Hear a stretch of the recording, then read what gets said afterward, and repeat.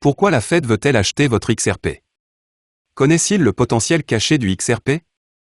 Que prévoient les élites pour le XRP? La Fed joue-t-elle un rôle majeur dans l'affaire Ripple contre SEC? Ne manquez pas de rester à l'écoute jusqu'à la fin pour le découvrir. Le 3 mai 2022, la SEC a annoncé que sa crypto-asset Sen Cyber Uni serait doublée en taille. Cette annonce a vu la création de nouvelles unités avec au moins 20 nouveaux enquêteurs et ou plaideurs et 50 employés. La SEC a annoncé que ces nouvelles unités se concentreront sur les violations du droit des valeurs mobilières impliquant diverses entités du marché des crypto-monnaies, notamment les offres de crypto-actifs, les échanges de crypto-actifs, les prêts de crypto-actifs, les produits de jalonnement et les NFT, ainsi que les plateformes de finance décentralisées et les stablecoins. Supposons que l'on puisse tirer une quelconque signification de cette annonce. Dans ce cas, nous pouvons simplement en déduire que la SEC est maintenant plus clairement hors de sa profondeur, et qu'ils commencent enfin à montrer leur vraie couleur. C'est presque comme s'ils voulaient détruire les projets liés à la crypto-monnaie. Par conséquent, ce dernier développement est très attristant, peu importe comment vous le regardez. En réponse à la nouvelle, Esther Perse, un commissaire de la SEC, a remis en question le rôle réel de la SEC sur le marché de la crypto. La SEC est une agence de régulation avec une division d'application, pas une agence d'application, a-t-elle déclaré dans un tweet peu de temps après que les nouvelles aient été publiées. Alors pourquoi sommes-nous à l'avant-garde de l'application de la loi sur les crypto-monnaies?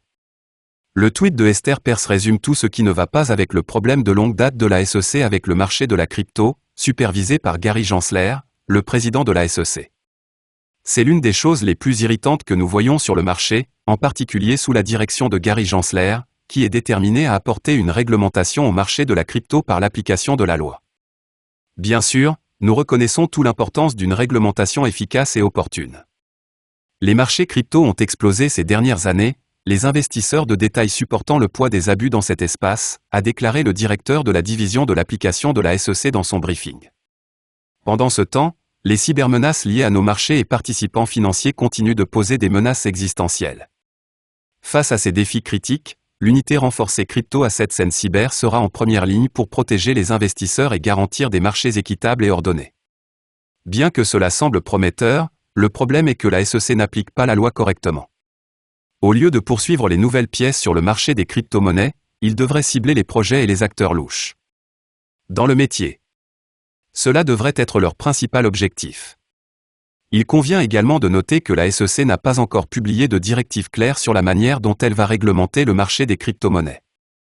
Par conséquent, les nouveaux projets de crypto-monnaies n'ont aucune idée de ce qu'ils font de bien ou de mal. Et, parce que l'industrie est si peu réglementée, les créateurs de projets se retrouvent fréquemment dans une pénitence interne où ils ne savent pas ce qui est bien ou mal. En conséquence, peut-on honnêtement les blâmer si quelque chose tourne mal? Non. L'ironie ici est que la SEC n'en fait tout simplement pas assez. Au lieu de fournir des directives claires à ses bons acteurs, elle embauche davantage de personnes pour attaquer divers projets sur la base de critères arbitraires. En supposant que la SEC ne cible que les mauvais acteurs, cela pourrait être un développement positif. Au lieu de cela, il devient de plus en plus clair que la SEC n'est intéressée que par les projets qui lui rapportent le plus d'argent. C'est probablement la raison pour laquelle elle a soudainement augmenté son personnel chargé de l'application de la réglementation. Pour l'instant, on peut espérer que Ripple l'emportera dans cette bataille juridique, car cela priverait la SEC d'une grande partie de son pouvoir. Un autre point intéressant à considérer, et peut-être le plus révélateur, est que l'approche de la SEC ne fera que pousser les bons projets à quitter le pays. Et dans tous les cas, cela sera préjudiciable au marché de la crypto aux États-Unis.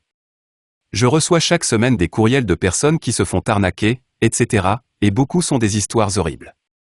Pourquoi la protection de la fraude contre le détail n'est-elle pas en première, deuxième et troisième position dans le programme crypto de la SEC? Jeremy Hogan, une personne morale, a également pesé sur la question. Quel genre d'email n'ai-je jamais reçu? Au secours! On m'a vendu un titre non enregistré. Selon Jeremy Hogan, c'est un cas classique de priorité mal placée. Jeremy Hogan, pour sa part, y a vu de l'humour.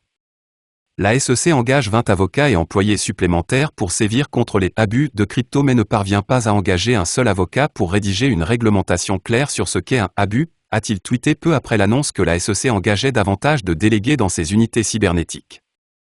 Le nouveau programme de formation des avocats doit être extrêmement difficile. La SEC double presque l'unité des crypto-monnaies. Ripple a eu un différend de longue date avec la SEC. Le combat a commencé en décembre 2020, lorsque la SEC a affirmé que XRP était une offre illégale de titres et que Ripple n'avait pas fourni le type d'informations financières et de gestion requises par la loi, et il se poursuit toujours en 2022. La bonne nouvelle est que cette affaire semble être sur le point d'être résolue en faveur de Ripple. Ce sera une grande victoire non seulement pour les détenteurs de XPR, mais aussi pour l'ensemble de l'industrie cryptographique. Avant d'entrer dans le vif du sujet, sachez qu'il y a eu un nouveau dépôt dans l'affaire Ripple et SEC. Ripple a spécifiquement demandé plus de temps au tribunal pour répondre à l'affirmation de la SEC selon laquelle les emails de Bill Hinman sur le discours du Free Pass Ethereum étaient protégés par le privilège avocat-client. Comme vous vous en souvenez peut-être, les emails de Hinman ont été divulgués par un groupe de dénonciateurs à but non lucratif appelé Empower Oversight. Dans le rôle de Hinman en tant que directeur de la SEC, l'email révèle des conflits d'intérêts flagrants. Comme l'a correctement déclaré Alderoty, les emails de Hinman ont démontré que la SEC avait une panne de contrôle. Qu'est-ce qui a mal tourné? Cela semble être une question fondamentale que la SEC devrait poser. Pourquoi la SEC ne prend-elle pas cette défaillance contrôlée au sérieux? Il y a eu une défaillance contrôlée. La bonne nouvelle est que lors de l'audience la plus récente, Ripple a obtenu un délai supplémentaire pour répondre à la demande de la SEC de faire de ses emails un privilège avocat-client, ce qui leur donne plus de temps pour se battre. Cependant, la SEC a répondu en demandant à Ripple de déposer une réponse à son objection selon laquelle les emails ne sont pas protégés par le privilège avocat-client. On dirait que la SEC a déjà prédit les problèmes que Ripple soulignera avec leur motion de privilège avocat-client, a tweeté Ashley Propé en réponse. J'aurais dû les considérer avant de soumettre la motion.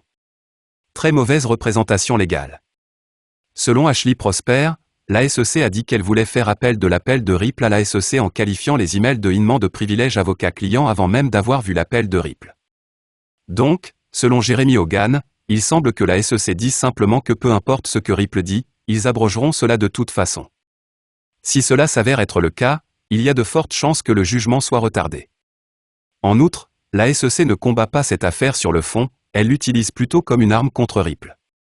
Dans un autre tweet, Jeremy Hogan, avocat de Ripple, semble avoir laissé entendre que la SEC pourrait cacher un document dans lequel elle conclut que le XRP n'est pas une valeur mobilière.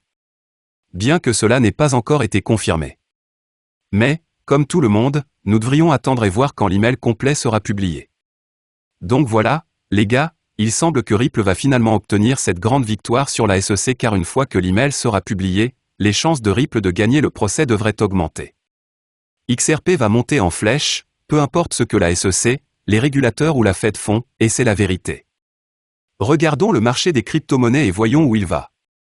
Ces derniers jours, les prix de plusieurs autres crypto-actifs du top 10 ont chuté. Regardons comment les prix ont changé au cours des dernières 24 heures.